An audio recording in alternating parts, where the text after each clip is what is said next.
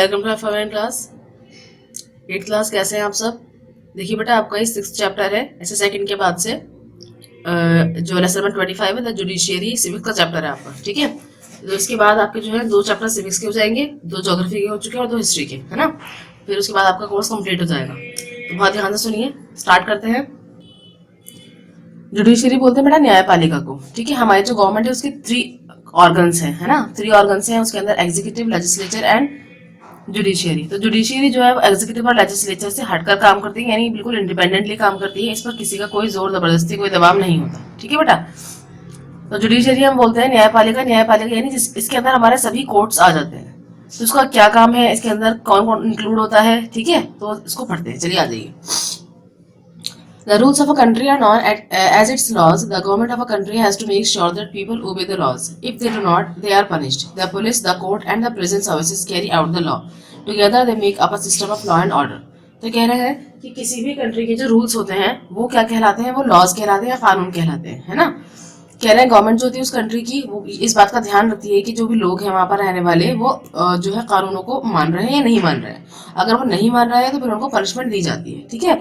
और पुलिस और कोर्ट और प्रिजन, यानी पुलिस जो होती है, कोर्ट जो होता है, और जो जेल होती है, ठीक है, services carry out the law. तो ये तीनों चीजें मिलकर के कानून लोगों से मनवाती है ना। और उसकी बात कर रहे हैं कि ये तीनों मिलकर के एक लॉ एंड ऑर्डर का सिस्टम बनाती है। ठीक है। तो खाली अगर पुलिस होगी तो भी काम नहीं बनेगा, खाली कोर्ट होगा तो भी नहीं बनेगा, और खाली प्रिजन होगी तो भी नहीं बनेगा, है ना। तो प्रॉपर कोर्ट, पुलिस और प्रिजन मिलकर के एक पूरा सिस्टम बनाती है। ठीक है, उसके हिसाब से ही सारे काम चलते हैं। तो छोटे छोटे से कानून है हमारे यहाँ पर। जैसे सपोज कि भाई रेड लाइट है तो आपको रोड क्रॉस नहीं करना है ना। गाड़ी अगर आपके पास है, अगर आप गाड़ी पर है तो आपको रोड क्रॉस नहीं करना है, या आगे नहीं बढ़ना है। या इसके अलावा अगर आप किसी भी टू व्हीकल वाले किसी भी गाड़ी पर है तो आपको क्या करना है, हेलमेट पहनकर जरूर जाना है। जितने भी लोग हैं उन सबको हेलमेट पहनना है ना।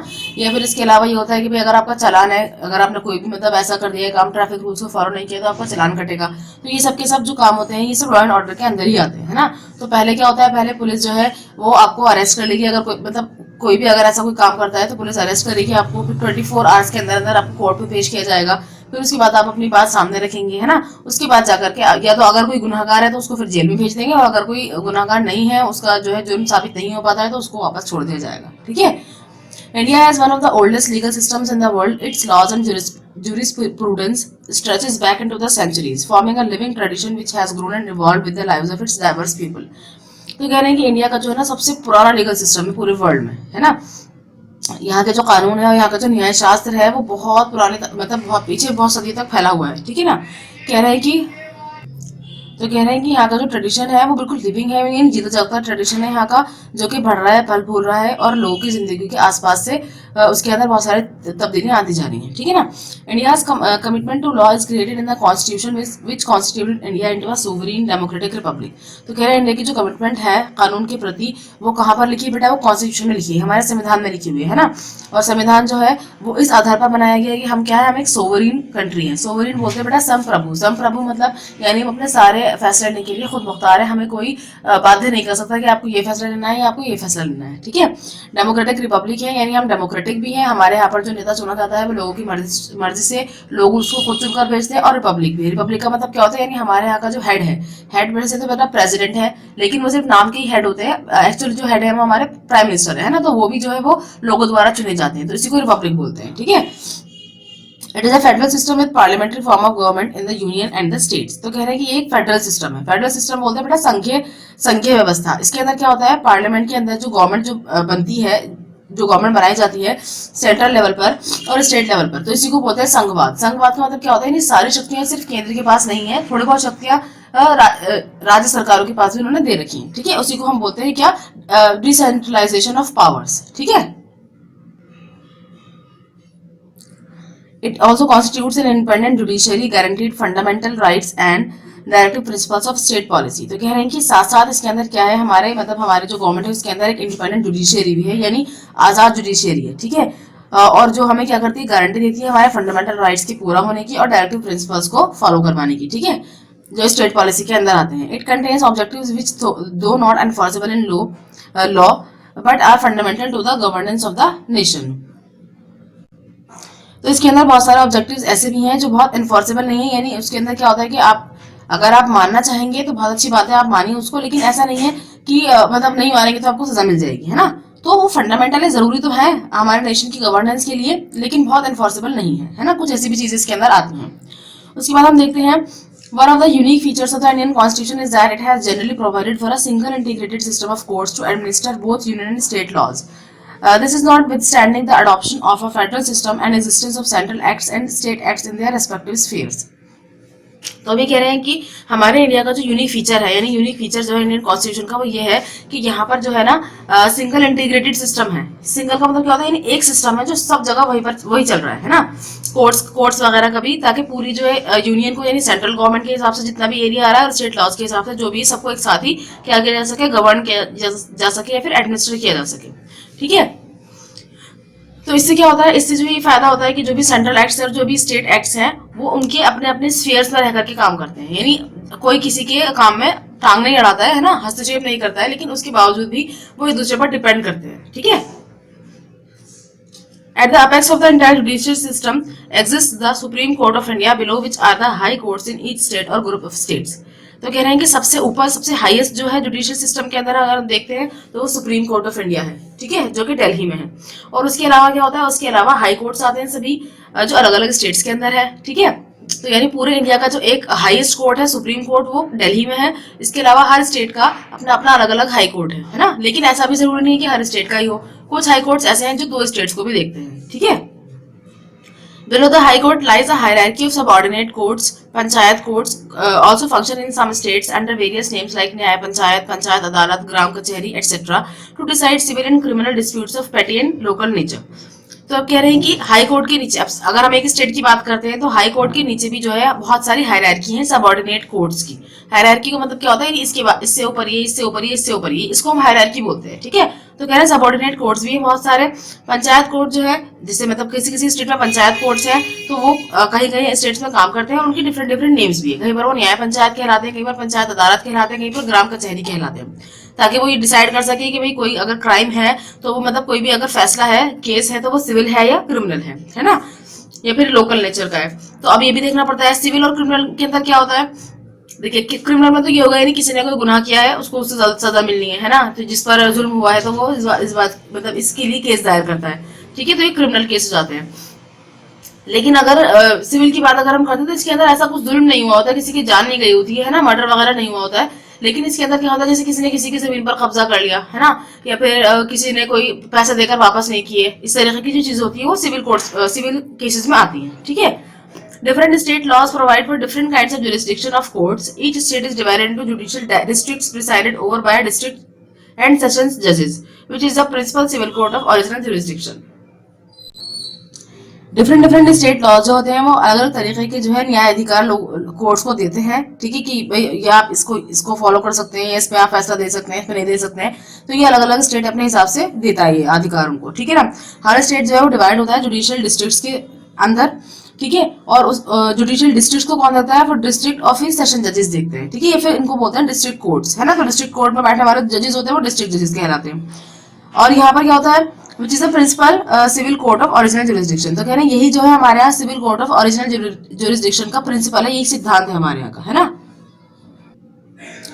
And can try all offences including those punishable. तो कह रहे हैं कि वो सभी गुनाहों पर या सभी ऑफेंसेस पर जो है वो सजा दे सकते हैं जो कि पनिशेबल होते हैं. ठीक है. The session judge is the highest judicial authority in a district. Below him there are courts of civil jurisdiction known in different states as munsifs, sub-judges, civil judges and the like. Similarly, the criminal judiciary comprises the chief judicial magistrates and judicial magistrates of first and second class. तो आप कह रहे हैं कि session जज जो होता है वो एक डिस्ट्रिक्ट में हाईएस्ट पोस्ट पर होता है. ठीक है. देखिए क्या देखा था अभी मैंने आपसे कहा था सबसे हाई कोर्ट और सबसे पहले सुप्रीम कोर्ट है. ठीक है. जो पूरे इंडिया के लेवल पर काम करेगा. उसके बाद आते हैं हाई कोर्ट जो स्टेट लेवल पर काम करेंगे, है ना.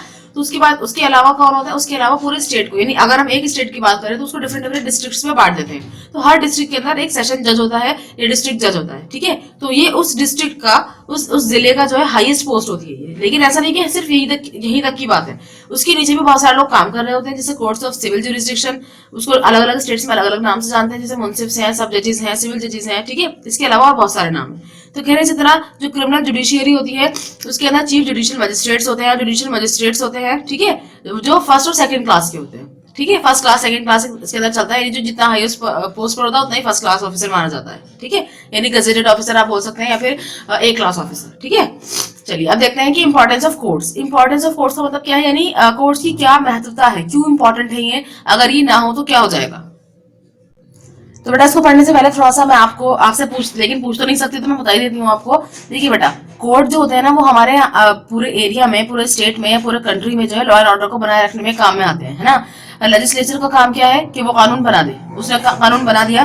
अब एग्जीक्यूटिव का काम है, एग्जीक्यूटिव का काम क्या होता है बेटा कि जो भी कानून लेजिस्लेचर ने बनाया है उसको फॉलो किया जाए, उसको अपनाया जाए। ठीक है, अगर अब ये दो तो काम हो गए, यानी मिलकर काम कर रहे हैं ये, ठीक है ना, यानी जो कानून बनाया जा रहा है उसको फॉलो किया जा रहा है, तो ये अब लोग आपस में मिलकर काम करें। लेकिन अगर हम बात करते हैं लेजिस्लेचर की, तो लेजिस्लेचर का मतलब ये होता है कि यानी आप जो है वो क्या कर रहे हैं, आप ये जो है एक चेक रख रहे हैं, नजर रख रहे हैं कि भाई जो कानून बनाया है, जिसको लागू किया गया है, वो माना भी जा रहा है, नहीं माना जा रहा है। अगर वो नहीं माना जा रहा है तो फिर वो पनिश देंगे, है ना। तो यही काम है, यही इंपॉर्टेंस है कोर्ट की। क्योंकि देखिए सपोज कि अगर जैसे आप अभी स्कूल स्टूडेंट्स हैं, तो अगर आपको होमवर्क दिया जाता है ना, तो होमवर्क दिया जाता है, लेकिन अगर आपके घर पे या स्कूल में कोई चेक करने वाला नहीं है, तो पता नहीं आपने किया या नहीं किया, पता नहीं आपको समझ में आया या नहीं आया। तो वो जो चेक रख रहे हैं ना, यानी चाहे वो आपके पेरेंट्स हो, चाहे वो आपके ट्यूटर्स हो, चाहे वो आपके स्कूल टीचर्स हो, कुछ भी हो, तो वो आप पर चेक जो रख रहे हैं ना, तो इसीलिए कि आपने कर लिया या नहीं किया, आपने फॉलो किया इंस्ट्रक्शंस को या नहीं किया। तो यही काम बिल्कुल कोर्ट्स का है। ठीक है, चलिए अब देखते हैं। फर्स्ट पॉइंट है इसका, courts are important because they help protect our constitutional rights to equal protection and due process under the law. तो कह रहे हैं कि कोर्ट्स जो है बहुत इंपॉर्टेंट है हमारे लिए। क्यों? क्योंकि जो है ये हमारे अधिकारों को प्रोटेक्ट करते हैं, है ना। हमारे जो कॉन्स्टिट्यूशनल राइट्स हैं, जो हमें हमारे संविधान ने दिए हैं, उनकी हिफाजत करते हैं ये, ताकि सभी लोगों को इक्वल प्रोटेक्शन मिल पाए। ठीक है, सबको जो है बराबर बराबर का हक मिल पाए, बराबर की सुरक्षा मिल पाए। ठीक है, both criminal and civil courts provide the opportunity for the parties to have their cases heard by the neutral judges and or juries. This process ensures that all the cases are decided in a fair and consistent manner. तो कहना है कि जो भी cases होते हैं, चाहे वो क्रिमिनल हो चाहे वो सिविल कोर्ट्स के हों, तो उनको जो है अपॉर्चुनिटी दी जाती है कि बाकायदा उनके जो केसेस है वो एक बिल्कुल न्यूट्रल जज के द्वारा सुने जाएंगे, यानी कोई भी किसी के फेवर में नहीं होगा, है ना। जज की खासियत यही होनी चाहिए कि वो किसी के फेवर में ना हो, वो जो भी फैसला दे वो सारे एविडेंसेस के आधार पर दे, है ना। तो इसलिए जो है वो न्यूट्रल जजेस होते हैं जो उनके फैसला सुनते हैं, या फिर ज्यूरीज होती है, पूरे एक पैनल होता है पूरे 5-6 जजेस का। तो इस प्रोसेस से हमें पता चलता है कि भाई हमारे यहाँ जितने भी केसेस सुने जाते हैं बिल्कुल फेयर और कंसिस्टेंट मैनर में होते हैं, यानी ऐसा नहीं कि किसी का धोखाधड़ी की जाएगी, है ना।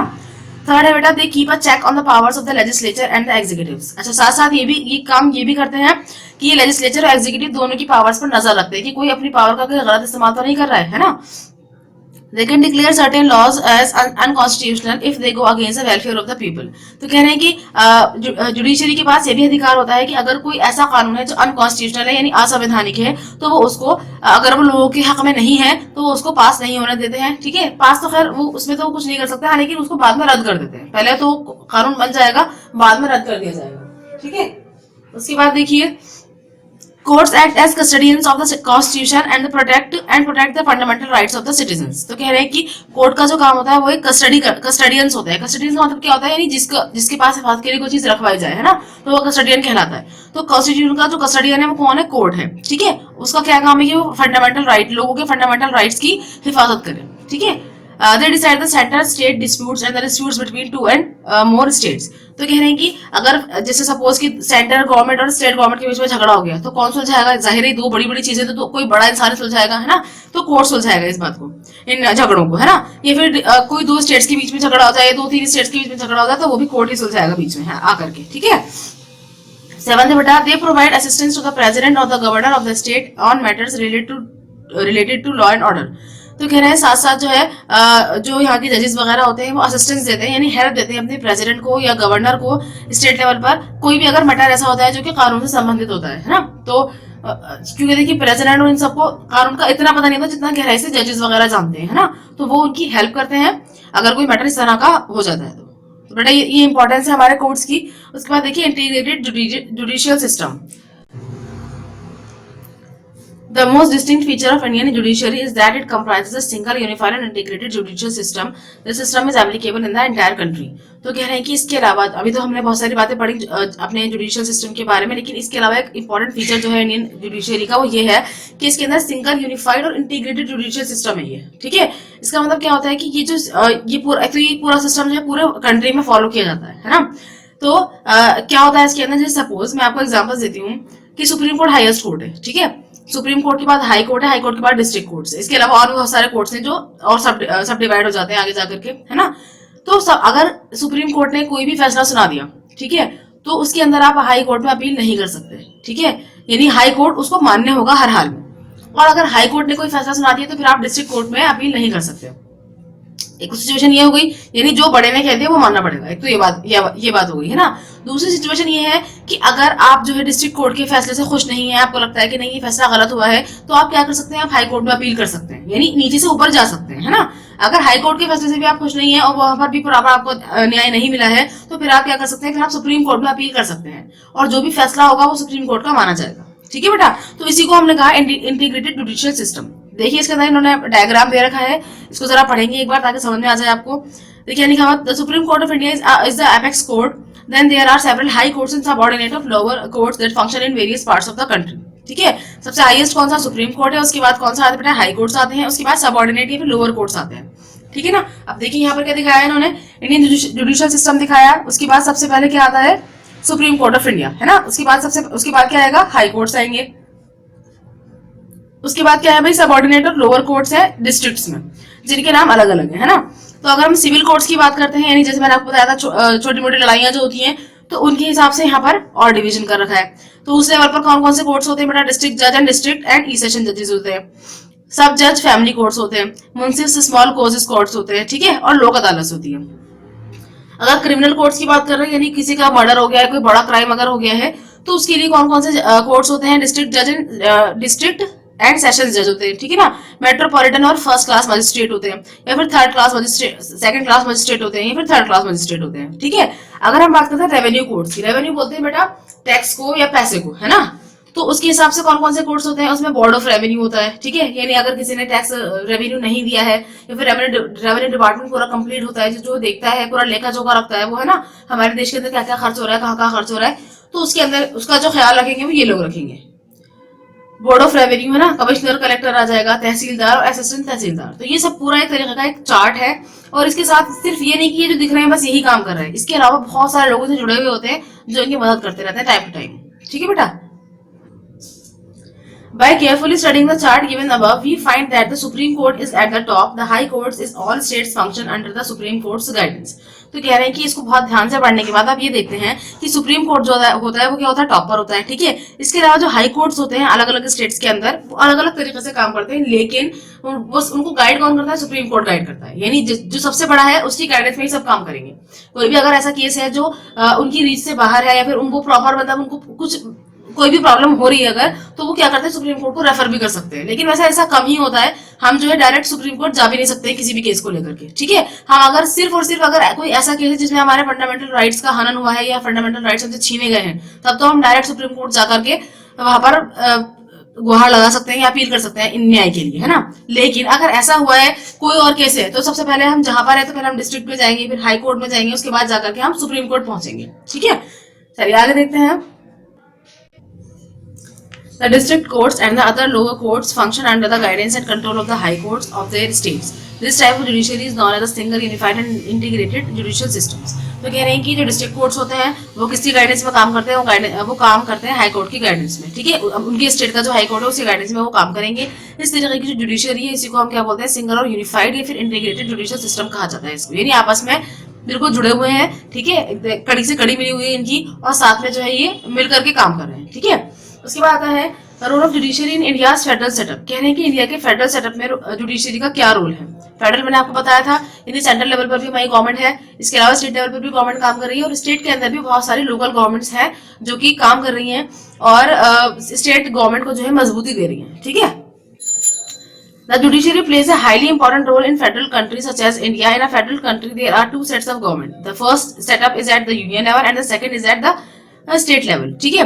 तो कह रहे हैं जुडिशियरी जो है वो बहुत हाईली इंपॉर्टेंट है, उसका बहुत इंपॉर्टेंट रोल है हमारे फेडरल कंट्री के अंदर। जैसे इंडिया है इसके अंदर बहुत इंपॉर्टेंट रोल है।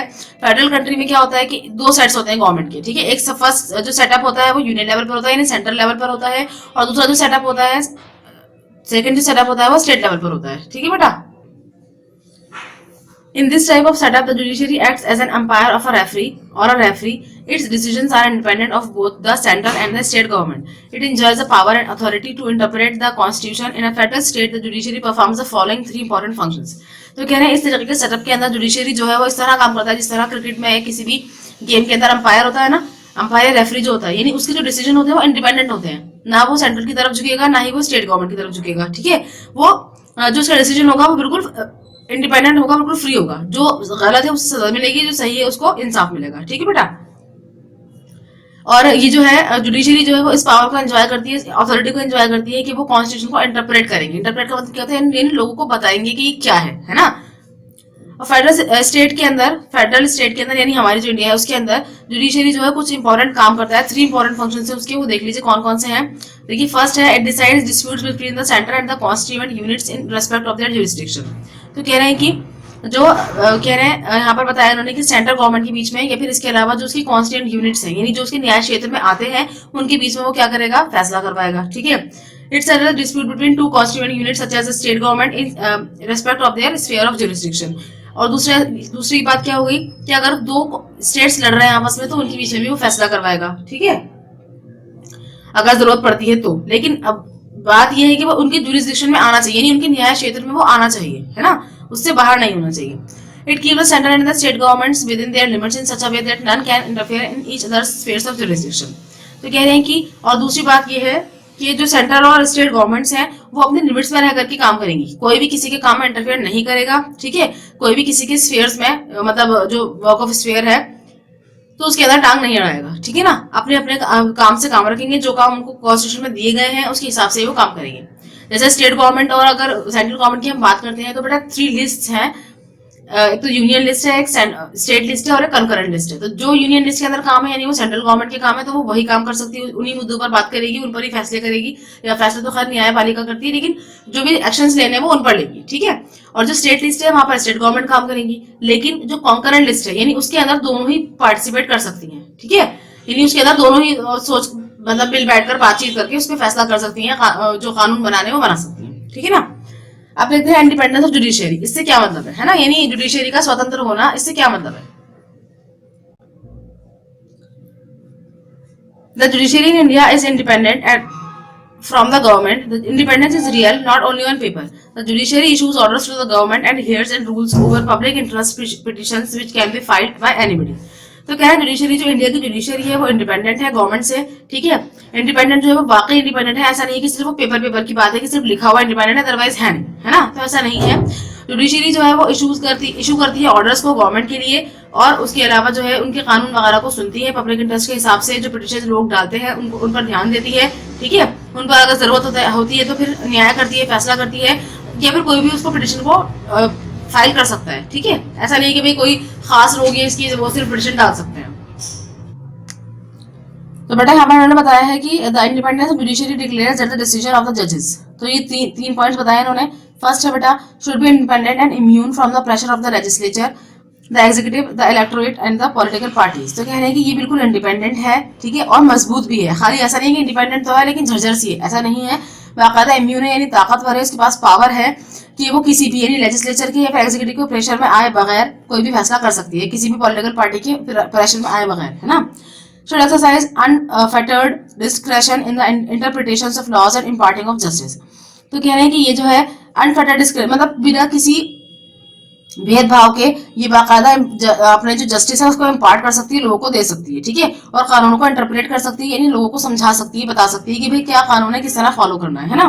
Should have moral integrity, impartiality and fearlessness in all the matters of justice. तो कह रहे हैं कि इसके अंदर क्या होता है, मोरल इंटेग्रिटी होती है, यानी ये जो है अपने आप में क्या है, मजबूत है, इंटीग्रेटेड है, इकट्ठी है ना।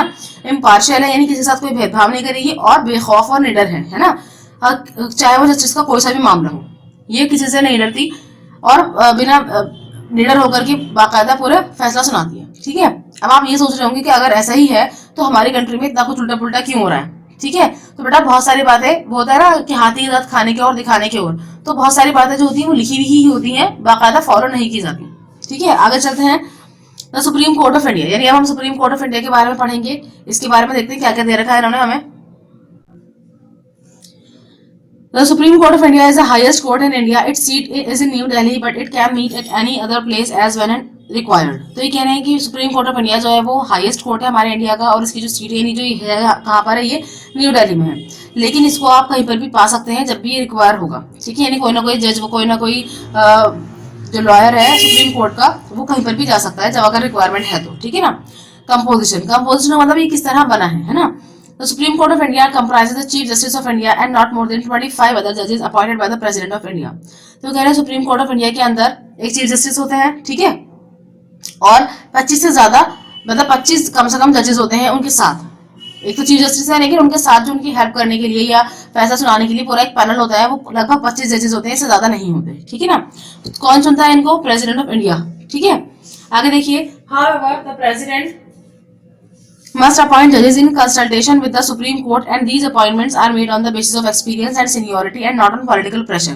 A Supreme Court judge retires after attaining the age of 65 years. तो कह रहा है कि हालांकि प्रेसिडेंट जो है इन जजेस को अपॉइंट करता है कंसल्टेशन से, यानी सुप्रीम कोर्ट से कंसल्ट करके, उनसे बातचीत करके, ठीक है, लेकिन ये जो अपॉइंटमेंट होती है ये किस बेस पर होती है? ये एक्सपीरियंस की बेस पर होती है, यानी कौन जज जो है कितना एक्सपीरियंस है, कितना सीनियर है। इसमें कोई भी पॉलिटिकल प्रेशर नहीं होता है कि भाई इसको चुनो इसको मत चुनो, ऐसा कुछ नहीं होता है। जो ज्यादा सीनियर है, ज्यादा एक्सपीरियंस है, उसको ही चुना जाता है। अब सुप्रीम कोर्ट का जो एक जज होता है वो रिटायर कब होता है बेटा? जब वो 65 साल का हो जाता है। यानी ऐसा नहीं है कि भाई वो 5 साल बाद रिटायर होगा या 10 साल बाद, जितनी भी उसकी एज है उसके बाद जब से लेकर के जब वो 65 ईयर्स तक पहुंचे तब तक के लिए वो वहां पर चीफ जस्टिस बना रहेगा, ठीक है बेटा।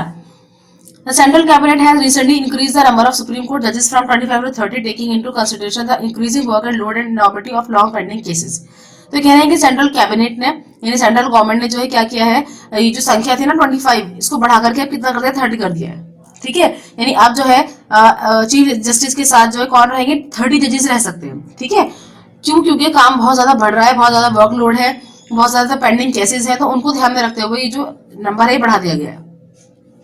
The Supreme Court has always maintained a wide regional representation. It also has had a good number of judges belonging to the different religious and ethnic minorities. तो कह रहे हैं सुप्रीम कोर्ट के अंदर आप देख सकते हैं कि हमेशा जो है वाइड रीजनल रिप्रेजेंटेशन होगा, यानी हर रीजन से वहाँ के जजेस जो होंगे वो अलग अलग रीजन से ताल्लुक रखते होंगे, है ना। और काफी सारे जजेस जो है वो डिफरेंट डिफरेंट रिलीजन के भी हो सकते हैं और एथनिक माइनॉरिटीज के भी हो सकते हैं। तो ऐसा नहीं बेटा कि सारे के सारे जजेस जो होंगे वो किसी एक ही कास्ट या एक ही रिलीजन के होंगे, तो वो अलग अलग अपने अपने स्टेट्स को, अपने अपने रिलीजन को वो रिप्रेजेंट कर सकते हैं, ठीक है, बीइंग अ जज। तो बेटा उसके बाद देखिए क्वालिफिकेशन क्या होनी चाहिए जजेस की। तो कह रहे हैं कि जो जज सुप्रीम कोर्ट का जज जो भी बनेगा, अपॉइंट किया जाएगा, तो उसके अंदर कुछ क्वालिटीज होनी चाहिए, कुछ खासियत होनी चाहिए। तो सबसे पहली खासियत जो है वो क्या है बेटा? He must be a citizen of India, कि वो इंडिया का सिटीजन होना चाहिए। यानी अगर वो इंडिया का सिटीजन नहीं है तो फिर वो जज नहीं बन सकता है, ठीक है। यानी क्योंकि यहाँ पर तो बहुत सारे कंट्रीज के लोग आकर रहते हैं, है ना, यहीं पर बस जाते हैं वो, लेकिन उसके बावजूद भी उनका यहाँ का सिटीजन होना मोस्ट इंपॉर्टेंट है, ठीक है बेटा। और नेक्स्ट है, he must not be over 62 years of age, कि वो 62 ईयर्स से ज्यादा नहीं होने चाहिए, है ना। यानी अगर 62 ईयर्स के भी है तो वो 3 ईयर्स जो है काम कर सकते हैं, है ना।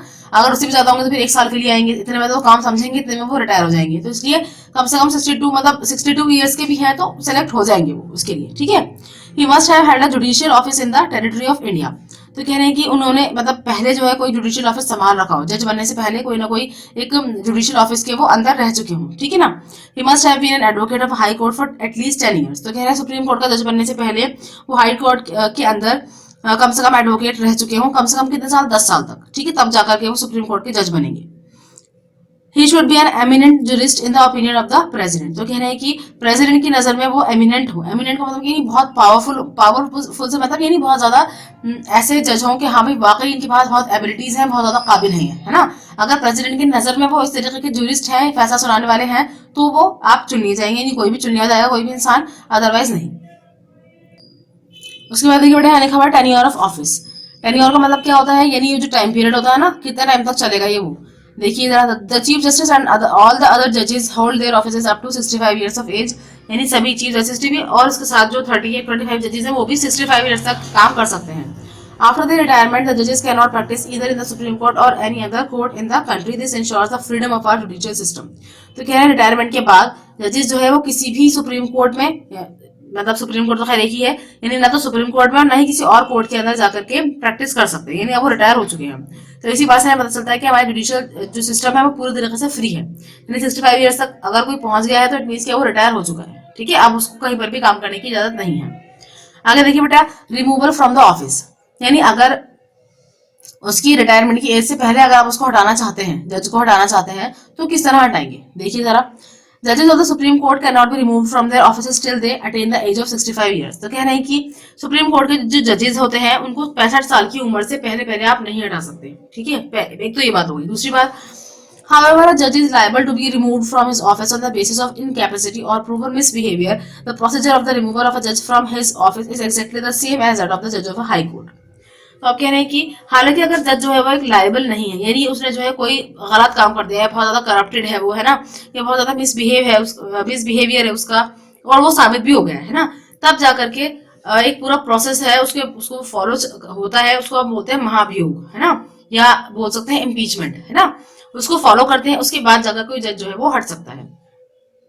इसके अंदर क्या होता है, 2/3 सहमत के साथ, यानी बहुमत के साथ जो है, सहमति के साथ जो है, लोकसभा में भी राज्यसभा में भी बाकायदा साइन होते हैं, फिर उसके बाद प्रेसिडेंट पर साइन करता है, फिर कहीं जाकर के वो हटाया जाता है जज, ठीक है। तो कह रहे हैं कि जिस तरह हाईकोर्ट का जज हटाया जाता है, इसी पूरे प्रोसेस के थ्रू वो होता है, लेकिन वहां पर उसके लिए कौन साइन करेगा, विधानसभा और विधान परिषद के लोग साइन करेंगे, और फिर गवर्नर साइन करेगा, है ना।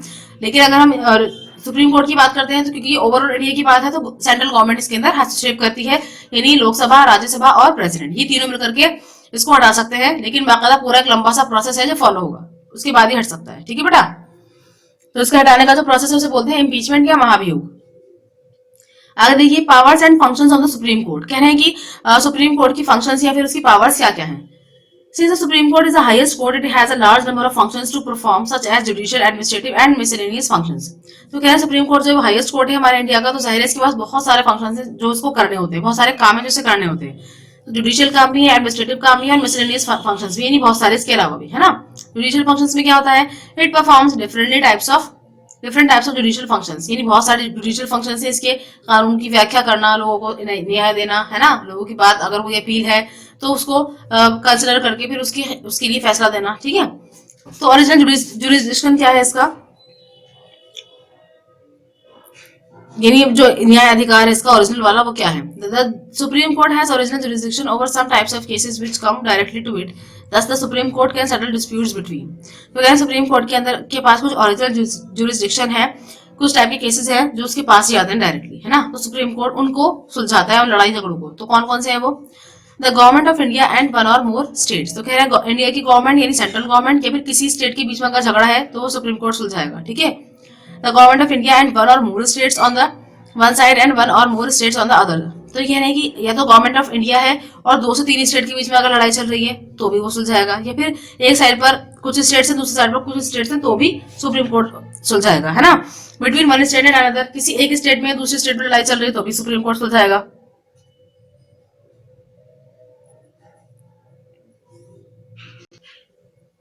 Cases dealing with the violation of fundamental rights, कोई भी केस है जो मतलब फंडामेंटल राइट्स को वायलेट कर रहा है तो वो भी कौन सुलझाएगा बेटा, सुप्रीम कोर्ट। मैंने बताया था आपको कि हम कभी भी डायरेक्टली सुप्रीम कोर्ट नहीं जा सकते हैं जब तक कि फंडामेंटल राइट्स की बात ना हो, है ना। तो अगर इसके अलावा कोई और भी केस है तो वो पहले डिस्ट्रिक्ट कोर्ट, फिर हाई कोर्ट, उसके बाद जाकर सुप्रीम कोर्ट पहुंचता है ना। Cases pertaining to the election of the president and vice president. तो अगर कोई ऐसा केस है जिसमें प्रेसिडेंट या फिर वाइस प्रेसिडेंट के इलेक्शन को लेकर के कोई बात है तो वो भी कौन सुलझाएगा, सुप्रीम कोर्ट सुलझाएगा, ठीक है बेटा। तो अब देखते हैं एडवाइजरी फंक्शंस। एडवाइजरी फंक्शंस कौन से हैं इसके, the president can seek the advice of the supreme Court regarding any question of law or a matter of public importance, however such an advice is not binding on the president. तो कहना है कि president जो है वो Supreme Court की advice दे सकता है किसी भी मामले को लेकर के, अगर कोई कानून का कोई मामला है या फिर पब्लिक इंपॉर्टेंस का कोई मामला है तो उसमें वो उनकी सलाह ले सकता है। हालांकि ऐसा नहीं कि वो एडवाइस जो दी गई है उसको मानना ही पड़ेगा प्रेसिडेंट को, वो सिर्फ सलाह ले रहा है, वो मान भी सकता है, नहीं भी मान सकता, ठीक है। कोर्ट ऑफ रिकॉर्ड की बात अगर हम करते हैं तो all the decisions and proceedings of the supreme court are kept as records and quoted by the lawyers as precedents in courts. तो कह रहे हैं कि जितने भी डिसीजंस होते हैं, जितनी प्रोसीडिंग्स होती है सुप्रीम कोर्ट की, वो सब लिखी जाती हैं, है ना, रिकॉर्ड के तौर पर रखी जाती हैं, ताकि जो लॉयर्स हैं वो फिर बाद में अगर जरूरत पड़े तो उनको कोर्ट कर सकते हैं, ठीक है, कि भाई इस सिचुएशन में ऐसा फैसला हमने लिया था तो अब हमें ऐसा लेना चाहिए, ठीक है, या फिर उसको ही फॉलो करना चाहिए। क्योंकि बहुत सारे केसेस जो होते हैं वो सेम नौयत के होते हैं या फिर अलग अलग डिफरेंस नौयत के भी होते हैं, तो वो पीछे वाले जो हमने फैसले लिए होते हैं उसके हिसाब से फैसला कर सकते हैं, ठीक है। फिर आता है guardian of the constitution. It means कि ये जो है हमारे कॉन्स्टिट्यूशन का गार्जियन है, यानी उसकी देखभाल, उसका रखवाला है, एक तरीके से कह सकते हैं आप। सुप्रीम कोर्ट जो है वो कॉन्स्टिट्यूशन को अपहोल्ड करता है by curbing any anti constitution law pass by the government, और वो इस बात का ध्यान रख रहा है कि गवर्नमेंट जो है कोई भी ऐसा कानून पास ना करे जो कि संविधान के खिलाफ हो या असंवैधानिक हो। ठीक है। Guardian of the fundamental rights, कि वो फंडामेंटल राइट्स का गार्जियन है, यानी वो हमारे फंडामेंटल राइट्स की हिफाजत करता है। हिंदुस्तान में पैदा होने वाला कोई भी जो चाइल्ड है, कोई भी जो इन्फेंट है, उसको जो है फंडामेंटल राइट्स मिल जाते हैं बाय बर्थ, यानी उसको उसके जन्म से ही वो अधिकार मिल जाते हैं। अगर उन अधिकार का हनन होता है या कोई उससे छीनता है वो अधिकार, तो हमारा जो सुप्रीम कोर्ट है वो उसके अंदर अपनी मतलब उनको जो है क्या कर सकता है, जो भी हनन कर रहा है उसको पनिशमेंट दे सकता है। ठीक है। और हम डायरेक्ट उसके पास जा सकते हैं। तो ये हमारे फंडामेंटल राइट्स का क्या है, रखवाला है, एक तरीके से गार्जियन है। ठीक है ना। तो अगली हेडिंग है आपकी अपीलेट ज्यूरिसडिक्शन। अपीलेट ज्यूरिसडिक्शन के अंदर क्या आता है जरा देखते हैं। The appellate jurisdiction of the supreme court can be raised bye a certificate granted by the high court. तो कह रहे हैं कि अपीलेट ज्यूरिसडिक्शन जो होता है सुप्रीम कोर्ट के अंदर आप कर सकते हैं, लेकिन कब होगा, जब आप हाई कोर्ट से सर्टिफिकेट ले लेंगे, यानी हाई कोर्ट जो है वो आपको सर्टिफिकेट को ग्रांट कर देगा, मान लेगा, तब आप जाकर के सुप्रीम कोर्ट में अपील कर सकते हैं, है ना। The appeal against the decision of a high court can be filed in the Supreme Court when one of the parties does not agree with the decision of the high court. But अभी बताया था मैंने आपको starting में कि कोई भी appeal ऐसी है जो आप कर सकते हैं, कोई भी अपील आप कर सकते हैं अगर आप हाई कोर्ट के फैसले से संतुष्ट नहीं है, है ना, सेटिस्फाई नहीं है, तो आप सुप्रीम कोर्ट में जाकर के अपील कर सकते हैं। या फिर आप दो पार्टीज में से कोई एक पार्टी अगर सेटिस्फाई नहीं है तो अभी वो हाई कोर्ट के फैसले से अगर सेटिस्फाई नहीं है तो वो जाकर सुप्रीम कोर्ट में अपील कर सकती है ना। Appeals also light to the supreme court in civil matters if the high court certified. तो कह रहे हैं कि अपील जो है वो जा सकती है सुप्रीम कोर्ट में अगर सिविल मैटर्स की है तो, ठीक है। लेकिन अगर हाई कोर्ट सर्टिफाई कर दे तो क्या कहेगा भाई high court, that the case involve essential question of law of general importance. कह रहे हैं कि जो भी केस होगा उसके अंदर जनरल इंपॉर्टेंस की बात होगी, यानी सभी लोगों के लिए कोई कानून से रिलेटेड कोई बात होगी, तब जाकर के वो सुप्रीम कोर्ट में जा सकता है ना। That in the opinion of the high court the said question needs to be decided by the supreme court. या फिर हाई कोर्ट को ये लगता है कि भाई इसका फैसला जो है वो सुप्रीम कोर्ट करेगा, ठीक है। तो इसलिए वो क्या कर सकता है, वो सर्टिफाई कर सकता है केस को कि भाई अब ये सुप्रीम कोर्ट में जाकर आप अपील करिए, ठीक है। अगर क्रिमिनल केस है तो उसके अलावा सुप्रीम कोर्ट के अंदर कब जा सकते हैं, has on appeal reverse an order of acquittal of an accused person and sentenced him to death और टू इम्प्रिजनमेंट फॉर लाइफ और for a period of not less than 10। तो कह रहे हैं कि कोई अगर अपील कर रहा है कि मतलब कोई अक्यूज है, यानी पता चल गया है कि भाई इसने गुनाह किया है, उसको जो है लाइफ इम्प्रिजनमेंट दे दी है, या तो अगर किसी भी मुस्लिम को डेथ सेंटेंस मिल चुका है ना, यानी उसको जो है फांसी की सजा मिल चुकी है, ठीक है, या फिर उसको लाइफ इम्प्रिजनमेंट मिल चुकी है, फिर 10 साल से ज्यादा की सजा मिल चुकी है, तो वो भी क्या कर सकता है, वो भी सुप्रीम कोर्ट में अपील कर सकता है, ठीक है। सुप्रीम कोर्ट दोबारा से पूरा मैटर देखेगा और अगर वो जो है देखता है, उसको लगता है कि भाई हाँ भाई जो सबूतों में कुछ गड़बड़ की गई है या ये फिर बेगुनाह है, तो उसको आजादी भी मिल सकती है। और अगर सुप्रीम कोर्ट ने कह दिया कि नहीं भाई सेंटेंस हिम टू डेथ, तो फिर उसको फांसी मिल जाएगी, ठीक है। has withdrawn for trial before itself any case from any court subordinate to its authority and has in such trial convicted the accused and sentenced him to death or to imprisonment for life or for a period of not less than or 10 years। ठीक है। तो अभी कह रहे हैं कि कोई भी केस अगर ऐसा है जो कि मतलब ट्रायल से पहले ही जो है विथड्रॉन हो गया है अपने आप में, या फिर कोई ऐसा कोर्ट से किसी भी ऐसा केस है किसी भी कोर्ट से, क्योंकि सबऑर्डिनेट कोर्ट से भी हो सकता है, ठीक है, या किसी अथॉरिटी ने भाई उसको जो कन्विक्टेड है, जो एक्यूज है, उसको क्या उसको सजा दे दी है, मौत की सजा दे दी है उसको, या फिर इसके अलावा उसको लाइफ इम्प्रिजनमेंट दे दिया है, तो भी वो अपील कर सकता है सुप्रीम कोर्ट में जाकर के, ठीक है बेटा। Certified that the case is fit for appeal to the supreme court. तो कह रहे हैं कि अगर ये माना जाता है कि भाई ये जो भी केस है उसको जो है सुप्रीम कोर्ट में अपील करना ही ठीक रहेगा, तो उसको जो है सुप्रीम कोर्ट में अपील कर दिया जाता है। Parliament is authorised to confer on the supreme Court any further powers to entertain and hear appeals from any judgment, final order or sentence in a criminal proceeding of a high court. तो कह रहे हैं कि parliament ने जो है authorise कर रखा है किसको बेटा, सुप्रीम कोर्ट को, उसकी जो पावर्स हैं कि वो जो है क्या कर सकता है, किसी मतलब कोई और जो कोर्ट है वहां से जो फैसला हुआ है, अगर वो सेटिस्फाई नहीं हो रहे लोग, तो उनकी जो अपील है वो उनको सुन सकता है, ठीक है।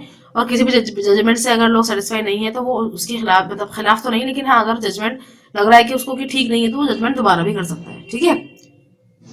उसके बाद है बेटा appeals also light to the supreme court in civil matters if the high court concern certifies. तो कह रहे हैं कि अपील जो है सुप्रीम कोर्ट के अंदर पहुंच सकती है अगर सिविल मैटर्स की भी वो है, लेकिन अगर हाई कोर्ट सर्टिफाई करे तो क्या सर्टिफाई करे, that the case involve substantial question of law of general importance, ठीक है, यानी कोई ऐसा जो केस है उसके अंदर सब्सटेंशियल क्वेश्चन है, यानी कानून के खिलाफ जो है या कानून की जो बात है वो सब्सटेंशियल क्वेश्चन की बात आ जाती है, और वो जनरल इंपॉर्टेंस का भी, यानी सभी के लिए है वो, है ना। तो उसको वो भेज सकता है। दूसरा कह रहे हैं that in the opinion of the high court the said question needs to be decided by the supreme court. तो कह रहे हैं कि उसके हिसाब से कह रहे हैं कि अगर कोई ऐसा केस है जो हाई कोर्ट को लगता है कि भाई सुप्रीम कोर्ट को डिसाइड करना चाहिए, तो उसको भी वो भेज सकता है। ठीक है बेटा। Appeals also right to the supreme court in constitutional matters if the high court concern certifies. तो कह रहे हैं कि अगर बात करते हैं कॉन्स्टिट्यूशनल मैटर्स की, है ना, यानी संवैधानिक मुद्दों की या मामलों की, तो भी केस वहां पहुंच सकता है। जैसे that it involves an important point of law, यानी उसके अंदर कोई ऐसा जरूरी बहुत इंपॉर्टेंट पॉइंट आ रहा हो कानून का, तो वो भी सुप्रीम कोर्ट जा सकता है case. And that it needs interpretation of the constitution, या फिर उसके अलावा उसके अंदर जो है संविधान की व्याख्या की जरूरत है, तो भी वो सुप्रीम कोर्ट में भेजा जा सकता है। ठीक है बेटा। आगे देखिए एडवाइजरी जुरिस्डिक्शन। एडवाइजरी जुरिस्डिक्शन के अंदर क्या आता है बेटा? Supreme court has special advisory jurisdiction in matters which may specifically be referred by two the president of India under article 143 of the constitution. तो कह रहे हैं कि इसके अंदर इस उसके अधिकार क्षेत्र में क्या चीजें आती है बेटा, कि उसके पास जो है कुछ केसेस जो ऐसे होते हैं जो प्रेसिडेंट ऑफ इंडिया जो है वो उससे डिस्कस कर सकते हैं आपस में, चाहे वो सुप्रीम कोर्ट जो है वो उसके पास ये पावर होती है, एक तरीके से ये एक एडवाइजरी जुरिस्डिक्शन उसको दिया गया है स्पेशल, कि कुछ मुद्दे ऐसे हैं, कुछ मामले ऐसे हैं जिस पर वो प्रेसिडेंट जो है वो उससे सलाह ले सकता है। ठीक है। तो आर्टिकल 143 जो है ये इस बात की इजाजत देता है। ठीक है ना। कस्टडियन ऑफ द कॉन्स्टिट्यूशन, यानी हमारे कॉन्स्टिट्यूशन का कस्टडियन है वो, यानी वो उसकी हिफाजत करता है ना। तो उसमें तो ये लिखा हुआ है बेटा कि सुप्रीम कोर्ट जो है वो कॉन्स्टिट्यूशन की सैंक्टिटी, यानी उसकी जो है जो कंप्लीटनेस है उसको बनाए रखता है, उसको टूटे फूटे नहीं देता, है ना, उसके अंदर कोई ऐसी चेंजेस नहीं आने देता जो लोगों के खिलाफ हो। और बेटा कोर्ट के पास जो है ये भी मतलब ये अधिकार होता है, सुप्रीम कोर्ट के पास ये अधिकार होता है कि अगर कोई भी कानून बनाया गया है और वो अनकॉन्स्टिट्यूशनल है, यानी फिर ऐसा है कि जो फायदेमंद नहीं है लोगों के लिए, तो उसको जो है कोर्ट अनकॉन्स्टिट्यूशनल कह सकता है। ठीक है बेटा। इसके अलावा जो कोर्ट है उसके पास ये पावर होती है कि वो देख सकता है, मतलब किसी भी कानून को, जो भी कानून एग्जीक्यूटिव द्वारा बनाया गया है, जो फॉलो किया जा रहा है एग्जीक्यूटिव द्वारा, तो वो अगर प्रॉपरली फॉलो हो रहा है तो ठीक है। ठीक है, उसी को बोलता है जुडिशियल रिव्यू, यानी वो देख सकता है कि भाई काम हो भी रहा है नहीं हो रहा है ना, तो ये काम वो कर सकता है, यानी वो कोई भी कानून कितना वैलिड है वो देख सकता है। अगर जो है वैलिड नहीं है वो, या फिर वैलिड नहीं है, या फिर वो लोगों के हित में नहीं है, फायदे में नहीं है, तो उसको हटा भी सकता है। ठीक है ना, ये हटाने के लिए कह सकता है। तो कह रहे हैं कि भाई दूसरी बात ये है, अगला जो काम है उसका क्या है कि वो हमारे फंडामेंटल राइट्स का गार्जियन है, यानी वो हमारे फंडामेंटल राइट्स की हिफाजत करता है। हिंदुस्तान में रहने वाले हर इंसान के पास, रहने वाली यहाँ पर, यहाँ का जो सिटीजन है, यहाँ का जो नागरिक है, उसके पास फंडामेंटल राइट्स हैं। ठीक है। फंडामेंटल राइट्स आप जानते होंगे, right to freedom, right to education, है ना, एजुकेशन एंड कल्चरल राइट्स, तो ये सब जो है वो हमारे 6 फंडामेंटल राइट्स हैं, तो उनको हमसे कोई नहीं छीन सकता। ठीक है। और अगर कोई भी इंसान उनको हमसे छीन रहा है या उनको किसी तरीके से कम कर रहा है ना, या फिर उनको जो है हमारा शोषण कर रहा है, तो हम ये वो एक इंसान हो या वो लोगों का ग्रुप हो या फिर खुद स्टेट भी अगर ऐसा कर रहा है, तो हमारे जो कानून है उसके पास, हमारा जो सुप्रीम कोर्ट है उसके पास अधिकार है कि वो उसके खिलाफ रिट जारी कर सकता है और उसको सजा भी दे सकता है। ठीक है बेटा। आगे देखिए court of record. Court of record का मतलब क्या होता है? Supreme court is also called the court of record. तो सुप्रीम कोर्ट को जो है हम कोर्ट ऑफ रिकॉर्ड भी बोलते हैं। तो कोर्ट ऑफ रिकॉर्ड क्यों बोलते हैं बेटा? क्योंकि सारे डिसीजन जो सुप्रीम कोर्ट इशू करता है वो सभी जो है प्रिंट किए जाते हैं। ठीक है, बाकायदा उनको रिकॉर्ड में रखा जाता है ताकि फ्यूचर रेफरेंस में वो काम आ सके, यानी अगर कभी फ्यूचर में जरूरत पड़े तो उनका इस्तेमाल हम दोबारा से कर सकते हैं, है ना। The same can be used by attorneys as references in their pleadings. तो कह रहे हैं कि उनको जो है अटर्नीज के तौर पर के या रेफरेंसेस के तौर पर इस्तेमाल किया जा सकता है। अगर कोई भी इंसान है वो डिसरिस्पेक्ट दिखा रहा है कोर्ट के खिलाफ, तो वो जो है उसको पनिशमेंट मिलेगी कोर्ट के द्वारा, और इस रिस्पेक्ट को बोलेंगे, क्या बोलते हैं कोर्ट की, कंटेम्प्ट ऑफ द कोर्ट, है ना। या जैसे सपोज किसी ने कोर्ट ने कहा समन भेजा कि भाई आपको कोर्ट में आना है, लेकिन वो नहीं आया, तो उसको हम बोलते हैं कंटेम्प्ट ऑफ द कोर्ट, यानी कोर्ट की बात नहीं मानी गई, है ना। तो बेटा आप बात करते हैं हाई कोर्ट्स की। इतनी सारी बातें जो हमने पढ़ी ये सब सुप्रीम कोर्ट से रिलेटेड बातें थी, उसके सारे जो अधिकार क्षेत्र में जो काम आते हैं, ठीक है, जो काम वो करता है, तो वो सब उसको हमने पढ़ लिया है। अब हम बात करते हैं हाई कोर्ट्स की। तो यहाँ पर लिखा हुआ है कि इंडिया के अंदर 28 स्टेट्स हैं और 7 यूनियन टेरिटरीज है। बेटा ये पुरानी बुक है, लेकिन अब हमारे 9 यूनियन टेरिटरीज हो गए, है ना। तो कह रहे हैं हर जो फेडरेटिंग स्टेट है हमारी कंट्री का, उसके पास अपना अपना एक हाई कोर्ट है, जैसे कि कॉन्स्टिट्यूशन उसको दे रखा है वो, है ना। लेकिन पार्लियामेंट जो है वो ज्यादातर काम जो है वो, तो पार्लियामेंट कई बार ऐसा भी करती है कि वो कई सारे स्टेट्स, यानी 2-3 स्टेट्स का जो काम है वो एक ही हाई कोर्ट पर भी डाल देती है ना। तो एरिया पर डिपेंड करता है, पॉपुलेशन पर डिपेंड करता है कि हाई कोर्ट जो है, हाई कोर्ट के अंदर कितना लोड ऑफ वर्क जो है वो कैटर कर सकते हैं, कितना लोड बर्दाश्त कर सकते हैं। ठीक है, एक स्टेट से ज्यादा का कितना वो बर्दाश्त कर सकते हैं। फिर आता है कि composition of high court. Composition के अंदर क्या है बेटा, किस तरह बनाया जाता है, कि इसके अंदर भी चीफ जस्टिस होता है, ठीक है, और ऐसे ही कुछ अदर जजेस भी होते हैं साथ में, जैसे chief justice of supreme court के साथ में होते हैं, ऐसे इनके साथ भी होते हैं कुछ जजेस, और उनको प्रेसिडेंट जो है टाइम टू टाइम अपॉइंट कर सकता है। ठीक है बेटा। प्रेसिडेंट जो है स्टेट हाई कोर्ट के चीफ जस्टिस को भी अपॉइंट करते हैं, ठीक है, लेकिन वो पहले कंसल्ट करते हैं सुप्रीम कोर्ट के चीफ जस्टिस से और उस स्टेट के गवर्नर से, है ना। उनसे बातचीत करने के बाद फिर वो हाई कोर्ट के जज को, हाई कोर्ट के जो चीफ जस्टिस होते हैं उनको अपॉइंट कर सकते हैं, ठीक है ना। प्रेसिडेंट जो होते हैं वो chief justice of the state high court before the appoint the other high court जजेस। मतलब किसी स्टेट का कोई अगर हाई कोर्ट का जज है तो उससे भी बातचीत कर सकते हैं किसी और स्टेट के हाई कोर्ट के जज को अपॉइंट करने से पहले, ठीक है। फर्दर मतलब president may also exercise the right to transfer high court justice without consultation. लेकिन अगर आगे देखा जाए तो प्रेसिडेंट के पास ये भी अधिकार है कि वो बिना किसी जजेस से पूछे, बिना किसी जस्टिस से पूछे खुद भी हाई कोर्ट जो है, मतलब किसी को भी विदाउट कंसल्टेशन भी किसी को जज बना सकते हैं, ठीक है। The Chief Justice of a High Court can summon a judge from the subordinate courts to work temporarily. A temporary judge appointed for a High Court cannot function for more than 2 years. तो कह रहे हैं कि जो high court का chief justice है वो किसी भी जज को जो है बुला सकता, एक सबॉर्डिनेट कोर्ट से बुला सकता है अपने साथ काम करने के लिए कुछ वक्त के लिए, ठीक है। और जो टेम्पररी जज है वो हाई कोर्ट में काम कर सकता है लेकिन 2 साल से ज्यादा काम नहीं करेगा क्योंकि वो टेम्पररी है ना। कह रहे हैं कुछ ऐसे हाई कोर्ट्स हैं हमारे यहाँ पर जो एक स्टेट से ज्यादा, मतलब कई सारे स्टेट या फिर कुछ यूनियन टेरिटरी के लिए सिर्फ एक ही हाई कोर्ट है ना। जैसे इन्होंने एग्जांपल किसका लिया है, जैसे high court of the union territory of Chandigarh. Chandigarh का जो हाई कोर्ट है वो कहाँ के लिए काम करता है, पंजाब और हरियाणा दोनों के लिए काम करता है, यानी चंडीगढ़, पंजाब, हरियाणा तीनों का एक ही हाई कोर्ट है ना। और जो गुवाहाटी हाई कोर्ट जो है जो असम में है, ठीक है, तो वो किसी के लिए काम करता है, असम, नागालैंड, मेघालय, मिजोरम, मणिपुर, त्रिपुरा और अरुणाचल प्रदेश, इन सब के लिए काम करता है ना। As part of the judicial system, the high courts are institutionally independent of state legislatures and executives. तो क्या जुडिशियल सिस्टम का हिस्सा होने के साथ साथ जो हाई कोर्ट जो होते हैं वो इंडिपेंडेंट होते हैं स्टेट लेजिस्लेचर से भी और एग्जीक्यूटिव से भी। जो हमने पढ़ा था सुप्रीम कोर्ट के बारे में सेम टू सेम वो इसके बारे में भी है ना। बेटा क्वालिफिकेशन की बात अगर हम करते हैं तो जो हाई कोर्ट के जो chief justice of high court होते हैं उनको प्रेसिडेंट अपॉइंट करते हैं, कंसल्टेशन ले सकते हैं वो सुप्रीम कोर्ट के जज से या फिर गवर्नर के स्टेट से, स्टेट के गवर्नर से, है ना। अभी मैंने आपको बताया था ये जो प्रोसीजर है उसके अंदर आप बिल्कुल सेम टू सेम वैसा ही है जैसे कि सुप्रीम कोर्ट के जस्टिस का था, है ना। इसके अलावा देखिए बेटा दे होल्ड ऑफिस अंटिल, अच्छा यहाँ पर क्या है, हमने जो सुप्रीम कोर्ट के बारे में पढ़ा था तो वहां पर 65 ईयर्स थी, लेकिन यहाँ पर 62 ईयर्स है, यानी हाई कोर्ट का जो जज होगा वो 62 ईयर्स में क्या हो जाएगा, रिटायर हो जाएगा, है ना। और बिल्कुल सेम टू सेम सिचुएशन है उसकी कि जिस तरह उसको हटाया जाएगा उसी तरह इसको हटाया जाएगा, इम्पीचमेंट का पूरा प्रोसीजर फॉलो करके। हाई कोर्ट का जज बनने के लिए क्या क्या रिक्वायरमेंट्स होनी चाहिए कि वो इंडिया का सिटीजन होना चाहिए, है ना। उसने जुडिशियल ऑफिस संभाल रखा हो कम से कम 10 साल से। उसके बाद जो है वो एडवोकेट रहा हो हाई कोर्ट के अंदर या फिर दो अलग अलग कोर्ट्स के अंदर 2-3 जगहों पर, लेकिन एक के बाद एक, है ना। ऐसा नहीं कि सपोज 2 साल किसी कोर्ट में तो फिर अगले ही 3 साल होने चाहिए, वो बीच में गैप नहीं आना चाहिए, है ना।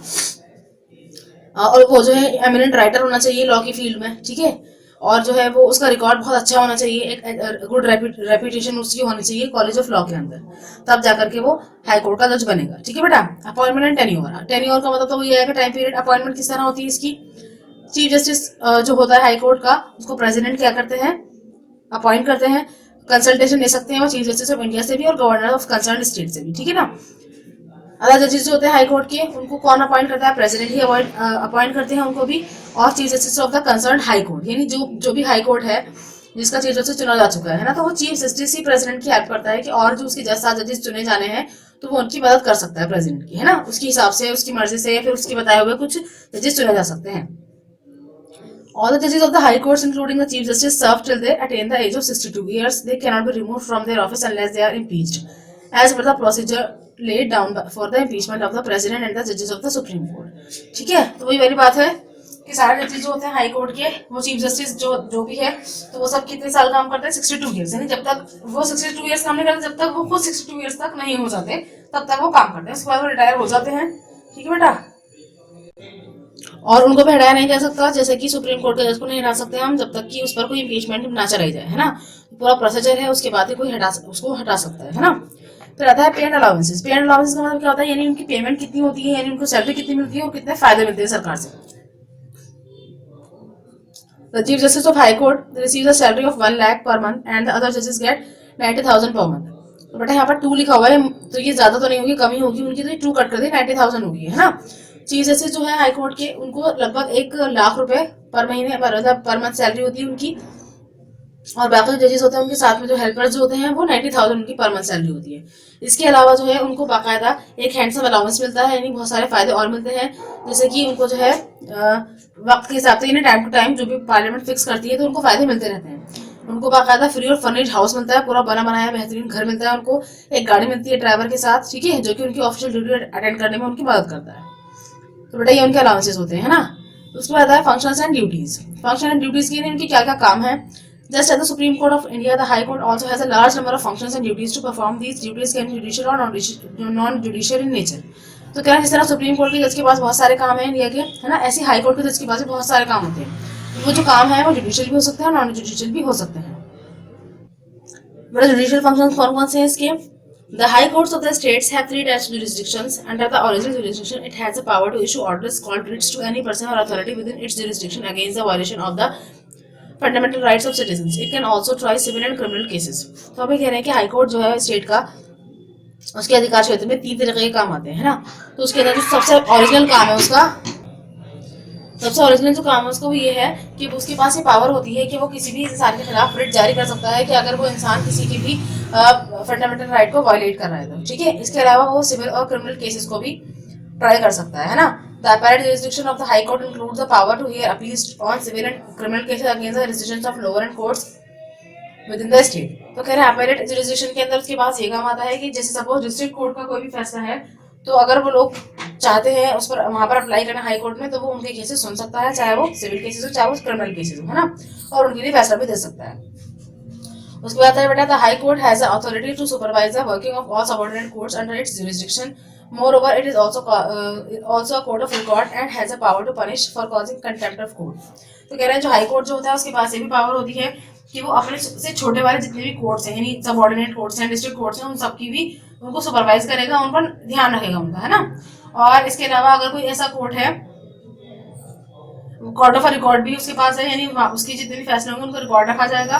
दूसरी बात ये कि कोई भी कंटेम्प्ट ऑफ कोर्ट करता है, यानी कोई भी इंसान जो है वो कोर्ट के खिलाफ जाता है तो उसकी भी सजा उसको मिल सकती है, यानी उसको सजा दी जाएगी जो भी इंसान ऐसा करेगा, ठीक है बेटा। अब हम बात करते हैं सबऑर्डिनेट कोर्ट्स की, यानी हाई कोर्ट के बाद जो कोर्ट्स आते हैं, है ना, हाई कोर्ट के नीचे जो होते हैं। तो इसमें क्या है बेटा, the states of India are divided into a number of districts called जिलास। Within each district अ जज प्रिसाइड्स एज अ डिस्ट्रिक्ट जज over civil cases. These courts are known as subordinate courts. तो कह रहे हैं कि हमारे जो इंडिया की स्टेट्स हैं वो बहुत सारे डिस्ट्रिक्ट्स में डिवाइड हुई हुई हैं जिनको हम जिला बोलते हैं, ठीक है। हर डिस्ट्रिक्ट के अंदर जो एक जज होता है उसको हम डिस्ट्रिक्ट जज बोल सकते हैं जो सिविल केसेस पर होता है, ठीक है। और इन कोर्ट्स को क्या बोलते हैं, सबऑर्डिनेट कोर्ट्स बोलते हैं। सेशन जज presides over the criminal cases. अब वो सेशन जज जो है जो क्रिमिनल केसेस देखता है ना, तो उसको कौन अपॉइंट करता है, गवर्नर अपॉइंट करता है स्टेट का, और स्टेट के हाई कोर्ट से कंसल्ट करके बातचीत करके उनको अपॉइंट करते हैं, है ना। डिस्ट्रिक्ट कोर्ट जो होते हैं वो सबऑर्डिनेट होते हैं authority of the high court, यानी वो जो है क्या करते हैं, वो हाई कोर्ट के अधीन यानी हाई कोर्ट के अंडर यानी उसके नीचे काम करते हैं, है ना। There is a hierarchy of judicial officials below the district level. Many officials are selected through competitive examination by a state's public service commission. Civil cases at the sub-district level are filled in municipes, also known as the sub-district courts. ठीक है, तो क्या बता रहे हैं हमें कि यहाँ पर भी क्या होता है, जुडिशियल ऑफिसर्स की एक हायरार्की होती है, यानी उससे सबसे बड़ा, उससे छोटा, उससे छोटा, उससे छोटा, है ना। हायरार्की के हिसाब से लोग काम करते हैं डिस्ट्रिक्ट लेवल पर। बहुत सारे जो ऑफिशियल्स होते हैं उनको जो चुना जाता है वो कॉम्पिटिटिव एग्जाम के थ्रू चुना जाता है। जो एग्जाम होता है उसको बोलते हैं SPSC। जैसे UPSC होता है, सुना होगा आपने नाम UPSC का, बहुत ज्यादा नाम सुनते हैं। तो UPSC तो सेंट्रल लेवल पर होता है ना, तो SPSC जो होता है वो स्टेट लेवल पर होता है। तो उसके अंदर जब एग्जाम पास करते हैं उसके बाद वो आपसे पूछते हैं आपका प्रेफरेंस कि आप कौन सी फील्ड में जाना चाहते हैं। अगर बहुत अच्छे मार्क्स आपके आते हैं तो, है ना, तो फिर उसके बाद आप उस फील्ड में जा सकते हैं, चाहे फिर आप वो जज बनने के लिए जाएं या फिर पुलिस ऑफिसर बने या फिर आप रेवेन्यू डिपार्टमेंट में जाए, किसी में भी जा सकते हैं। Civil cases at the sub district level are filed in munsifs. Civil cases जो देखते हैं सब डिस्ट्रिक्ट लेवल पर तो वो मुंसिफ्स वगैरह देखते हैं जिनको आप सब डिस्ट्रिक्ट कोर्ट्स कहते हैं, ठीक है।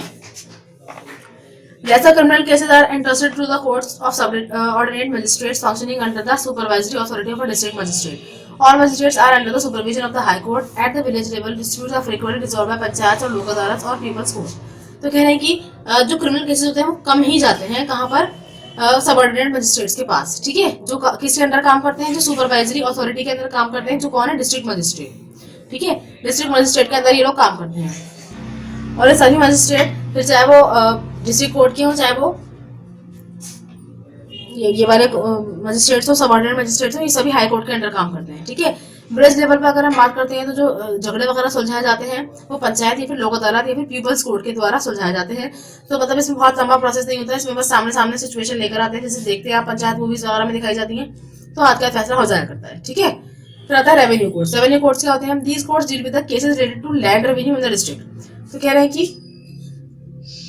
ये जो कोर्ट्स होते हैं इनका ये किसके साथ डील करते हैं? ये उन केसेस के साथ डील करते हैं जो कि लैंड रेवेन्यू से संबंधित होते हैं डिस्ट्रिक्ट लेवल पर, है ना। The highest revenue court in the district is known as the board of revenue. तो डिस्ट्रिक्ट के अंदर जो कि हाईएस्ट कोर्ट होता है उसको क्या बोलते हैं? बोर्ड ऑफ रेवेन्यू बोलते हैं। ठीक है बेटा, उसके बाद देखिए लोक अदालत। It is judicial institution developed by the people themselves for social justice. तो कह रहे हैं कि ये एक ऐसा जुडिशियल इंस्टीट्यूशन है जो कि लोगों के द्वारा ही बनाया जाता है, ठीक है, ताकि उनको सामाजिक न्याय मिल सके। It settles cases pertaining to litigation by negotiation, arbitration और कंसल्टेशन। तब कह रहे हैं कि इसके अंदर जो केसेस होते हैं वो नेगोशिएट करके यानी थोड़ा सा बातचीत करके सुलझा लिए जाते हैं ना, या फिर आपस में क्या होता है कि वो मतलब जैसे एक तरीके से होता है ना, एक तरीके का एक एग्रीमेंट टाइप हो जाता है ना, और उससे सुलझा लिए जाते हैं cases. It is also a dispute settlement agency. तो ये जो है ये क्या है? डिस्प्यूट सेटलमेंट एजेंसी भी कहलाई जाती है। Lok Adalat are not alternative to the existing courts, they are not supplemented to the courts. तो कह रहे हैं कि लोक अदालत ऐसा नहीं है कि जो एग्जिस्टिंग कोर्ट्स है उनकी जगह पर लोक अदालत को काम करना चाहिए, ऐसा नहीं है। हालांकि ये सिर्फ उसकी मददगार हैं, कोर्ट्स की हेल्प करती हैं ये, क्योंकि देखिए कोर्ट्स के पास बहुत सारे केसेस होते हैं जो पेंडिंग पड़े रहते हैं, है ना, क्योंकि उनके पास काम इतना होता है कि वो डे बाय डे जो है केसेस बढ़ते चले जाते हैं, पुराने केसेस पुराने हो जाते हैं और फिर उनको इंसाफ नहीं मिल पाता। तो उस काम को हल्का करने के लिए जो है लोक अदालत इंपॉर्टेंट है, क्योंकि अगर छोटी मोटी लड़ाइयां भी केस कोर्ट में जाने लगी तो बड़े बड़े केसेस का क्या होगा। ठीक है, the Lok Adalat is presided over by sitting or retired judicial officer as the chairman with 2 other members, usually a lawyer and a social worker. तो कह रहे हैं कि लोक अदालत के अंदर क्या होता है? उस लोक अदालत के अंदर जो है ना जो सिटिंग की जाती है उसके अंदर एक रिटायर्ड जुडिशियल ऑफिसर होता है, कोई भी, वो वहाँ का चेयरमैन होता है। ठीक है, इसके अलावा 2 लोग और होते हैं उनके साथ में जो कि फैसला वगैरह करते हैं, उसमें से एक लॉयर होता है ज्यादातर और एक सोशल वर्कर होता है। ठीक है बेटा, तो कह रहे हैं कि there is no court fee. इसके अंदर कोई कोर्ट फी नहीं होती है अगर आपका केस जो है पहले से ही फाइल्ड हुआ है रेगुलर कोर्ट के अंदर, ठीक है, और आपने फीस वगैरह सब पे कर दी है और आपका जो फैसला है वो इससे हो जाता है, यानी लोक अदालत से हो जाता है, तो आपने जो फीस पे करी है रेगुलर कोर्ट के अंदर यानी नॉर्मल कोर्ट के अंदर, तो वो आपको वापस मिल सकती है। ठीक है बेटा, when condition of the lok adalat is that both parties in dispute should agree for settlement, the decision of the lok adalat is binding on the parties to dispute and its order is capable of execution through legal process. No appeal lies against the order of the lok adalat. तो अभी कह रहे हैं कि जो सबसे important condition जो है लोक अदालत की वो ये होती है, यानी मेन जो बेस है कि दोनों ही पार्टीज जो है वो इस बात पर एग्री होनी चाहिए कि वो सेटलमेंट कर लेंगी, है ना, यानी उनके बीच में जो है आपस में फैसला हो जाएगा। यानी ऐसा नहीं है कि भाई वो कहेंगे नहीं हम इस केस को इस बात को मानेंगे नहीं, तो उन दोनों को माननी पड़ेगी तभी तो माना जाएगा ना उसका फैसला। तो डिसीजन जो लोक अदालत देती है तो वो जो है दोनों पार्टीज पर बाइंडिंग होता है ना, तो जो भी लड़ाई होती है उनको खत्म करनी पड़ती है ताकि वो एग्जीक्यूट कर सके अपनी बात को लीगल प्रोसेस के through. The local adalats are very effective in settlement of money claims. Disputes like partition suits, damages and matrimonial cases can also be easily settled before लोक अदालत। ये कह रहे हैं कि बेटा कि लोक अदालत जो होती है वो काफी इफेक्टिव होती है ज्यादातर मनी क्लेम्स वगैरह में, यानी पैसों का अगर कोई क्लेम है, पैसों की कोई बात है अगर, तो उसके अंदर ये बहुत ज्यादा इफेक्टिव होती है। कोई ऐसी लड़ाई है जो पार्टीशन सूट्स यानी जैसे जमीन की लड़ाई होती है कि पार्टीशन को लेकर कोई लड़ाई है, या घरों की लड़ाइयाँ होती हैं कि भाई इन्होंने हमारा घर कब्जा कर लिया है, इस तरीके की जो लड़ाइयाँ होती हैं तो ये भी हल कर लेते हैं। ठीक है, डैमेजेस जो होते हैं कोई नुकसान अगर हो गया, जैसे किसी का घर टूट गया किसी से, तो ये भी एक छोटा सा ही केस होता है, या फिर गाड़ी खराब हो गई है, गाड़ी टूट गई है, एक्सीडेंट वगैरह कुछ इस टाइप के केसेस होते हैं वो भी लोक अदालत में आ सकते हैं। मैट्रिमोनियल केसेस यानी शादी ब्याह के जो केसेस होते हैं वो भी यहाँ पर आ जाते हैं और उनको इजीली सेटल डाउन किया जा सकता है लोक अदालत के थ्रू।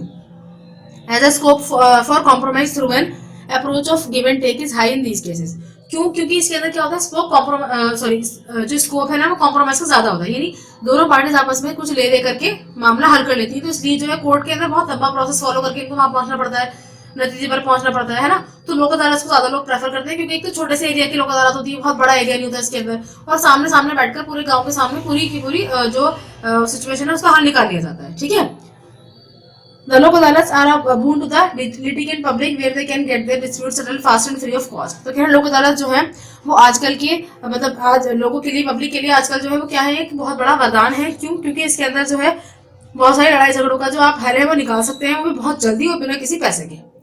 ठीक है बेटा, तो ये चैप्टर कंप्लीट हो गया आपका। अब आप देखिए इसका अदर वर्क क्या है, क्या प्रैक्टिस वर्क है, इसको एक बार अच्छे से रीड आउट कर लीजिएगा ताकि जो भी आपने समझा है इस चैप्टर में वो आपको और पक्का समझ में आ जाए, है ना, आपके जहन में बैठ जाए वो बात। ठीक है, फर्स्ट क्वेश्चन है इसके अंदर what is a revenue code. ठीक है, तो इसका आंसर है आपका पेज 188 पर। आ जाइए जरा, देखिए बेटा यहाँ पर हेडिंग है रेवेन्यू कोड्स की, तो यहाँ से लिखेंगे आप दीज कोड्स, यहाँ से लिखना शुरू करें। अगले लाइन में लिखा हुआ है बोर्ड ऑफ रेवेन्यू। ठीक है, ये हो जाएगा ए का फर्स्ट पार्ट आपका। नेक्स्ट क्वेश्चन देखिए, नेक्स्ट क्वेश्चन कट कर दीजिए आप। ठीक है, थर्ड देखिए, name the highest civil and criminal courts in a state. तो कह रहे हैं कि स्टेट के अंदर जो है सिविल और क्रिमिनल कोर्ट जो होता है हाईएस्ट वो कौन सा होता है, तो बेटा वो हाई कोर्ट होता है ना। तो इसका आंसर इस तरह लिखेंगे, high court is the highest civil and criminal court in a state. ठीक है, इसके बाद देखिए fourth question, what work does the judiciary do. Judiciary क्या काम करती है, तो इसका आंसर आपको मिल जाएगा इसी पेज पर। देखिए यहाँ पर आ जाइए, थॉट इट अगेन के अंदर लास्ट पॉइंट है, the judiciary issues orders to the government, है ना। ये पूरा पॉइंट यहाँ तक लिखना है आपको। ये हो गया ए का फोर्थ। ठीक है बेटा, तो इसके अंदर हमने 3 क्वेश्चंस कर लिए हैं, एक हमने कट कर दिया है। ठीक है, बी देखिए, बी के अंदर है आपकी मैचिंग। मैचिंग के अंदर देखिए पंचायत कोड। पंचायत कोड के अंदर क्या होता है, तो बेटा इसका आंसर है पिटी डिस्प्यूट्स, यानी छोटी मोटी जो लड़ाइयाँ होती हैं वो उसके अंदर हल की जाती है। डिस्ट्रिक्ट कोर्ट के अंदर क्या होता है भाई, उसमें होता है gets most of the cases, यानी इसके अंदर ज़्यादातर केसेस आते हैं। हाई कोर्ट के अंदर क्या होता है बेटा, appellate court in a state, यानी अपीलेट कोर्ट होता है इसके अंदर, यानी अगर आप जो डिस्ट्रिक्ट कोर्ट से सेटिस्फाई नहीं है तो आप इसमें अप्लाई कर सकते हैं। ठीक है बेटा, तो ये थर्ड का कौन सा वाला है, ये वाला सेकंड वाला मैंने नंबरिंग कर, तो बेटा देखिए सामने नंबरिंग कर दी मैंने। फोर्थ है सुप्रीम कोर्ट। सुप्रीम कोर्ट का आंसर बेटा हाईएस्ट इन द कंट्री। ठीक है, तो देखिए नंबरिंग किस तरह आगे बैठी है इसकी, 1 2 3 4। ठीक है, ये ध्यान रखिएगा। उसके बाद नेक्स्ट क्वेश्चन है हमारा एमसीक्यूज। देखिए बेटा यहाँ पर फर्स्ट है आपका, which of these courts functions at a village level. तो कह रहे हैं कि इन चारों में से कौन सा वाला जो कोर्ट है वो विलेज लेवल पर फंक्शन करता है ना, यानी विलेज लेवल पर जो काम करता है। तो तहसील कोर्ट है, पंचायत कोर्ट है, डिस्ट्रिक्ट कोर्ट है, रूरल कोर्ट है। तो बेटा यहाँ पर पंचायत कोर्ट का हमने जिक्र पढ़ा है इसके अंदर, है ना, तो पंचायत कोर्ट आपका राइट आंसर है। उसके बाद सेकंड है, which is the highest court in the country. कह रहे हैं कंट्री का हाईएस्ट कोर्ट कौन सा है बेटा, तो ये हमें पता है कि सुप्रीम कोर्ट है ना। थर्ड है आपका, विच is the highest court in the state. State का हाईएस्ट कोर्ट कौन सा है बेटा, तो वो हाई कोर्ट है आपका, है ना, तो हाई कोर्ट पे टिक लगा दिएगा।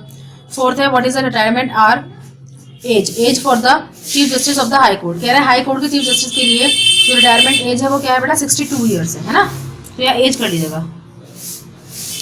इसके बाद पूछ रहे हैं कि what is the retirement age for the chief justice of the supreme court. Supreme court के चीफ जस्टिस की रिटायरमेंट एज क्या है बेटा, 65 ईयर्स है। ठीक है, तो ये हो गया आपका एमसीक्यूज। अब देखिए फिर इन द ब्लैंक्स। फिर इन द ब्लैंक्स के अंदर देखिए फर्स्ट है आपका, the system of courts of justice in a country is called. तो कह रहे हैं कि पूरा सिस्टम जो होता है जस्टिस का एक कंट्री के अंदर से क्या बोलते हैं बेटा, जुडिशियरी बोलते हैं, है ना। स्पेलिंग ध्यान से लिखिएगा। सेकंड है, the district courts and the other law courts function under the guidance and control of the high court of their states. District courts वगैरह जो भी होते हैं या उसके अलावा जो छोटे मोटे कोर्ट्स होते हैं वो किसके गाइडेंस में काम करते हैं, हाई कोर्ट के, है ना, उसी स्टेट के हाई कोर्ट के अंडर काम करते हैं वो। थर्ड है बेटा, अ सेशन जज presides over the criminal cases. Session जज जो होता है वो क्या करता है बेटा, क्रिमिनल केसेस को प्रिसाइड्स करता है ना। उसके बाद फोर्थ है बेटा, the supreme court is the guardian of the fundamental rights of the citizens of India. India के सिटीजंस के जो फंडामेंटल राइट्स है उनका गार्जियन कौन है बेटा, वो सुप्रीम कोर्ट है ना बेटा। फिफ्थ है, panchayat courts are village level courts that hear and settle petty cases. तो पंचायत कोर्ट जो होते हैं वो विलेज लेवल कोर्ट्स होते हैं जो कि सुनते हैं और हल करते हैं छोटे मोटे केसेस को, है ना। पिटी केसेस यानी जो दया वगैरह के जो केसेस होते हैं, छोटे मोटे जो केस होते हैं उनको हल करते हैं। ठीक है, तो ये आपके फिलअप्स हो गए। पहले वाले में जुडिशियरी, दूसरे वाले में हाई कोर्ट, तीसरे वाले में सेशन जज, फोर्थ में सुप्रीम कोर्ट, फिफ्थ में पंचायत कोर्ट्स। ठीक है, चलिए आगे चलते हैं। अब देखिए बेटा इसके अंदर आपको राइट रॉन्ग करना है। राइट रॉन्ग के अंदर फर्स्ट स्टेटमेंट देखिए, the chief justice of India is appointed by the president. तो इंडिया का जो चीफ जस्टिस है उसका अपॉइंटमेंट कौन करता है बेटा, प्रेसिडेंट करता है। तो यस इट इज ट्रू। उसके बाद है, the supreme court of India is not the court of record. तो कह रहे हैं सुप्रीम कोर्ट जो है वो कोर्ट ऑफ रिकॉर्ड नहीं है क्योंकि उसके अंदर जो भी फैसला लिया जाता है उसको रिकॉर्ड कर लिया जाता है ना, प्रिंट करके। तो ये रॉन्ग स्टेटमेंट हो गई। ठीक है बेटा, it is a duty of the supreme court to uphold the sanity of the constitution. तो कह रहे हैं कि ये ड्यूटी है सुप्रीम कोर्ट की कि वो हमारे कॉन्स्टिट्यूशन की सैनिटी को बरकरार रखे। तो ये भी ठीक है बेटा।